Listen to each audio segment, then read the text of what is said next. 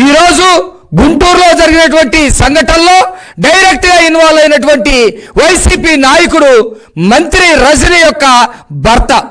ఇదే మంత్రి రజనీ చిలకలూరుపేటలో ఉన్నప్పుడు పిల్లి కోటి అనే ఒక కుర్రాడు, తెలుగుదేశం పార్టీ సానుభూతి పరుడు కార్యకర్త అయినటువంటి వ్యక్తిని వాళ్ళ భార్య గర్భవతిగా ఉన్నా కూడా చూడకుండా నువ్వు మా మీద పోస్టులు పెడతావా సోషల్ మీడియా అని చెప్పేసి అతన్ని పోలీస్ స్టేషన్కి తీసుకెళ్లి పోలీస్ స్టేషన్లో చితకబాది పోలీసులు అతన్ని మోకాల మీద కూర్చోబెట్టి ఫోన్లో మొత్తం రజనీకి చూపించినటువంటి పరిస్థితి.